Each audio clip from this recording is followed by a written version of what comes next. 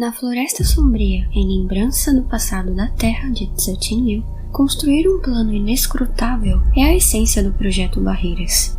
Será que há algum plano que jaz encoberto até mesmo dos leitores da obra? De fato, existe um plano de um dos Barreiras que é não tão conhecido porque não foi revelado aos leitores ocidentais. Temos uma versão chinesa e uma versão ocidental, que na tradução muda o plano original. Ambas as versões lidam com estratégias de engano diferentes que alteram a essência do plano. Hoje vos apresento o plano conhecido e o plano não revelado da Barreira número 1, Frederick Tyler.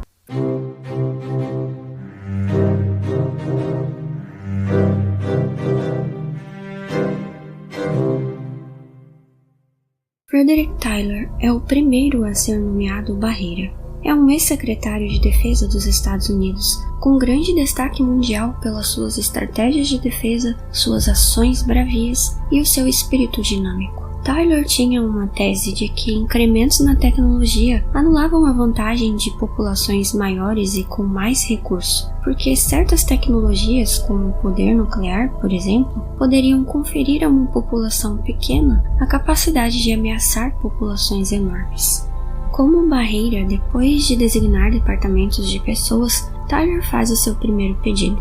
Ele quer uma força armada no espaço, que esteja sob o seu comando e que seja a maior força terrestre. Isso sugere um caminho muito óbvio, até porque desenvolver uma frota espacial já é uma das preocupações humanas. A diferença é que Tyler não quer exatamente uma frota de belonaves enormes. Ele demanda uma força formada por caças espaciais não muito maiores do que caças na atmosfera terrestre. Isso levanta objeções. Afinal, o que pequenos caças poderiam fazer contra imensas naves da frota trissolariana? Seriam como mosquitos zunindo em volta. Vocês são insetos. Tyler diz que essa é a ideia, que o seu plano é formar uma nuvem de insetos, que devido ao tamanho menor e à sua capacidade de dispersão, poderia lançar ataques precisos a diversos alvos contra as naves trissolarianas, desde que estivessem equipados com bombas de hidrogênio compactas de pelo menos 100 megatons. Rei Dias, o Barreira número 2, ao ouvir a introdução desse plano, fica indignado. Primeiro, Tyler quer controlar uma força armada inteira. Depois, quer utilizar bombas de hidrogênio assim como no seu plano. Para conhecer o plano de Rei Dias, veja o vídeo que estará aqui no card. Tyler responde que Rei Dias não tem um monopólio ao uso dessas bombas. Se elas forem desenvolvidas, também podem ser utilizadas em seu plano.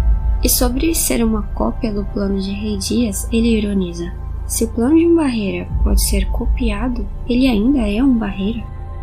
Estas farpas trocadas entre barreiras é natural. Eles estão competindo por recursos na prática. E cada um tem a sua esfera de atuação e é claro que desejam que os seus respectivos planos sejam bem-sucedidos. Seguindo nessa tensão, o terceiro Barreira comenta: na prática, não existe nenhuma diferença entre o programa da nuvem de mosquitos do Sr. Tyler e o plano da bomba gigante de hidrogênio. Ambas são uma decepção, porque deixam transparecer o pensamento estratégico. Nenhum desses projetos simplórios exibe a astúcia, que é a vantagem estratégica do projeto Barreiras. O plano de Tyler também suscita muitas dificuldades.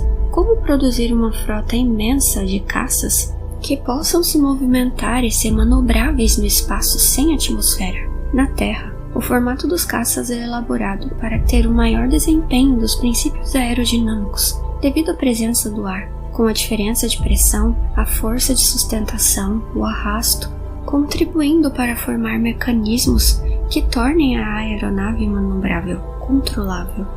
No espaço, sem as superfícies aerodinâmicas do ar, tanto a movimentação quanto a mudança de velocidade ou direção exigiria algum tipo de propulsão finamente ajustada.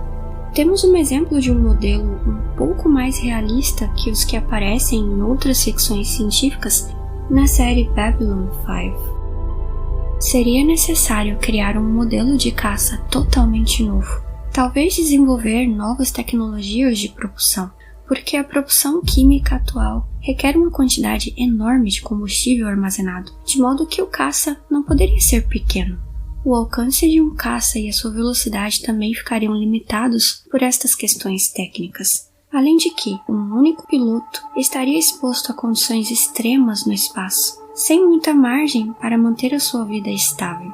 Tyler acredita que é possível superar estes impedimentos iniciais, e até sugere a ideia de que os caças sejam propulsionados inicialmente por um único motor externo, ou que façam parte de uma mesma estrutura como uma nuvem de mosquitos propriamente dita, que só depois, quando estivesse no campo de batalha de fato, se dispersaria. Também adverte que os pilotos deverão ficar em estado de hibernação, e só assim conseguiriam sobreviver às condições.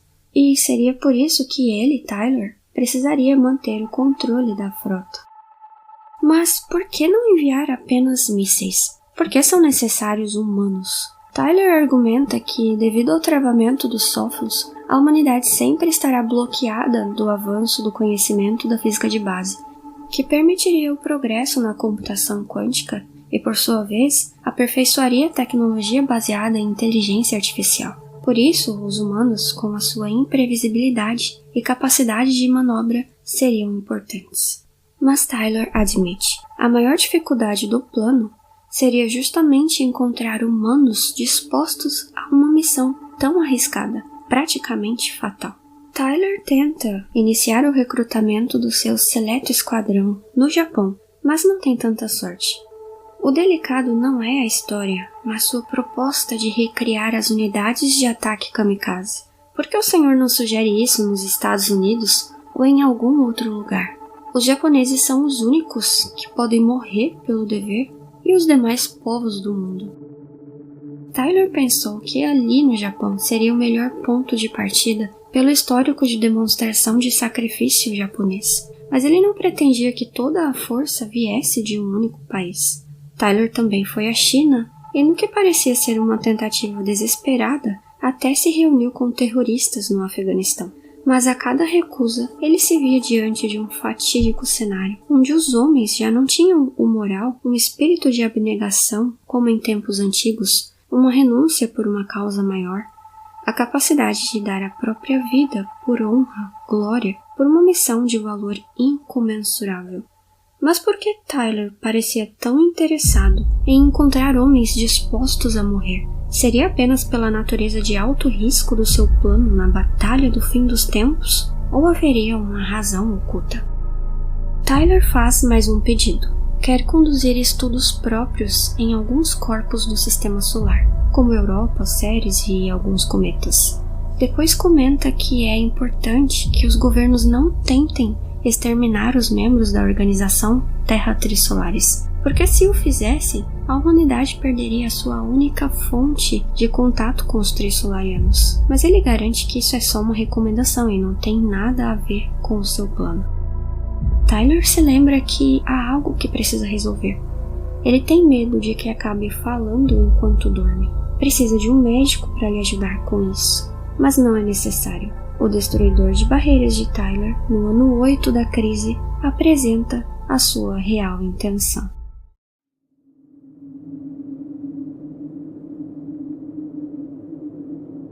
A intenção de Tyler não é lançar um ataque kamikaze com uma nuvem de insetos contra a frota trissolariana. O plano era se aproximar dos membros da organização Terra Trissolaris e recrutá-los para fazer parte da sua frota, secretamente, para então lançar um ataque inesperado contra a força humana com seus caças, numa demonstração de lealdade aos Trissolarianos. Por isso tinham que ser membros da organização Terra Trissolaris.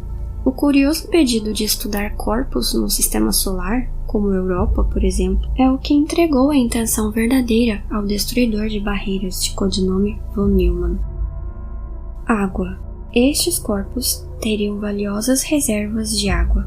A água seria entregue antecipadamente aos Trissolarianos como um gesto de bom grado, como uma oferta simbólica amigável dos seus aliados, traidores da humanidade, já que os Trissolarianos desejariam muito água nova e fresca para se reidratar depois de tantos anos utilizando sistemas reciclados. Tyler era um traidor da humanidade desde o início. Seu plano era entregar a raça humana aos Trissolarianos. Na verdade, o derradeiro objetivo de Tyler era criar uma armadilha, um engano, uma manobra diversiva, para fazer os Trissolarianos e a humanidade acreditarem num último momento na traição. Para então, no momento certo, com o comando remoto de todos os caças, por isso ele insistia no comando, lançar um ataque surpresa às frotas Trissolarianas, visionando destruí-los não pela força, pela superioridade tecnológica, mas pelo ardil, pela imprevisibilidade do movimento de engano. O plano de Tyler envolvia sacrificar vidas humanas em troca de uma chance de fazer o inimigo baixar a guarda e assim surpreendê-lo. Era daí que vinha um interesse demasiado em encontrar humanos dispostos a morrer? Havia alguma consideração moral no plano de Tyler? Essa é a versão do plano nos livros traduzidos no Ocidente, mas a insistência em encontrar voluntários para a força espacial fica ainda mais nítida no plano original. Na versão chinesa, a estratégia central não é criar uma ilusão para se aproximar do inimigo e surpreendê-lo, mas reunir um esquadrão de humanos que estejam comprometidos com o sacrifício, ligados como num pacto de sangue que não podem revogar, que estejam determinados a lutar pela humanidade mesmo depois da morte.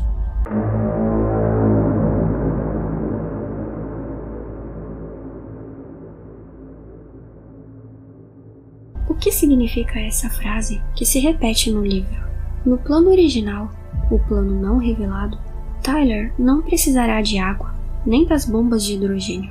Sua força será armada com um artifício bem mais estranho e poderoso.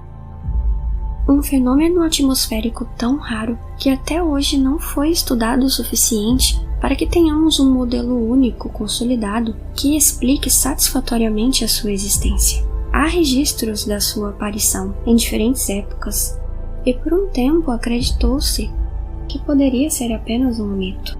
As esferas luminosas e brilhantes, como se fossem bolas de plasma, flutuando de maneira momentaneamente estável, podem aparecer repentinamente em tempestades, se mover erraticamente, atravessar janelas, paredes, desaparecer, explodir, danificar sistemas eletrônicos e até ser fatal para quem estiver em seu caminho.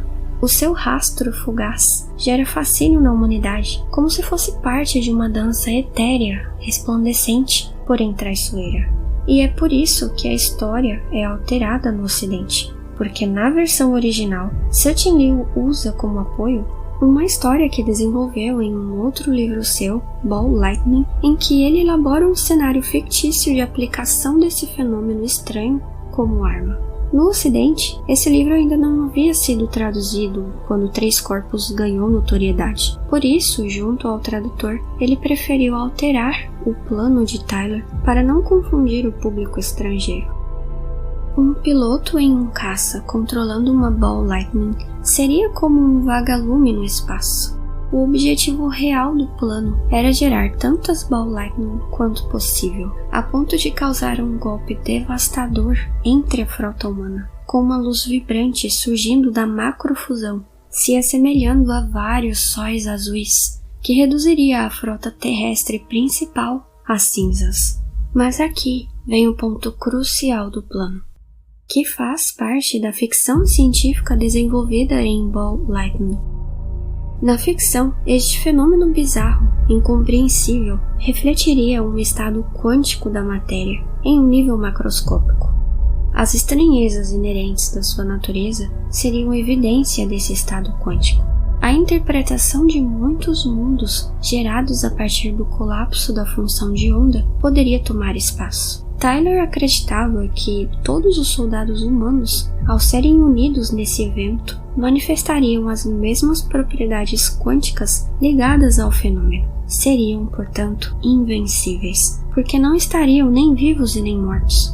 mesmo destruídos em alguma dimensão quântica, permaneceriam como se vivos estivessem, e assim já não poderiam ser mortos pelos Trissolarianos. A ideia da interpretação de muitos mundos também é explorada na série de ficção científica atual Constelação, da Apple TV. Por isso, Tyler precisava de soldados capazes de se sacrificarem voluntariamente pela causa, para que continuassem lutando pela humanidade, como soldados fantasmas que, mesmo depois de mortos, continuariam estoicamente lutando contra o inimigo. No plano original de Taylor, um sofrimento indizível poderia acompanhar os bravos soldados fantasmagóricos na batalha final. No típico dilema moral do trem, é como se a escolha fosse entre não fazer nada e sacrificar toda a humanidade, ou intervir e gerar um sacrifício local, causar um sofrimento cíclico a uma quantidade limitada de humanos. Com a perda de fé na humanidade por não encontrar os seus soldados ideais, ao ter o seu plano revelado, Tyler resignadamente desiste. Ele detesta o fato de que, mesmo depois de admitir que este era o seu plano, muitos ainda duvidam, achando que há algo remanescente ali, algum plano secreto nas profundezas da sua mente. Ele foi a primeira barreira a ter o seu plano descoberto. Ele seria acusado de crime contra a humanidade se acreditassem no seu plano. Mas frustrado, ele pensa que há uma única maneira de quebrar o ciclo vicioso de ser uma barreira e fazer com que acreditem nele novamente. Desta forma, Tyler decide dar cabo à própria vida. E assim termina a trajetória do Barreira número 1. Qual dos planos de Tyler você prefere? A versão chinesa ou a versão ocidental? De um lado, o plano ocidental se fundamenta na essência do projeto Barreiras, a arte do engano. Se considerarmos que a humanidade não tem informação sobre as tecnologias trissolarianas, sobre que tipo de reação poderiam ter, não podemos inferir o quão eficientes seriam nossas armas. A única maneira de vislumbrar alguma chance na batalha do fim dos tempos seria não pela força, mas por alguma manobra inesperada. O destruidor de barreiras certamente levou isso em conta para decifrar o plano. Do outro lado, o plano original da versão chinesa depende de uma tecnologia no universo fictício que estaria fortemente ligada à aposta de Tyler. Para ele, valeria a pena arriscar. Os trágicos fins que se sucederam à execução dos planos Barreira 1 e 2 levam a alguns questionamentos. Será que esta é uma falha inescapável do projeto Barreiras? A Terra deu poder a malucos? Os Barreiras sempre se guiarão por estratégias mordazes, capazes de arriscar a própria humanidade? Entregarão tudo em troca de uma chance de vitória? Estão sendo apenas racionais em suas tentativas? É um panorama de tudo ou nada que exigirá grandes sacrifícios? Estas são reflexões que ficam para um outro vídeo, assim como os planos dos próximos Barreiras. Obrigada por assistir até aqui. Inscreva-se no canal Chan Tiumbirumbidjumbis para acompanhar os próximos vídeos. E muito obrigada aos apoiadores do canal, que fazem parte da frota Tiumbirumbidjumbis. Se você quiser fazer parte e apoiar a produção de conteúdos aqui no canal, clique no botão Seja Membro. E até a próxima!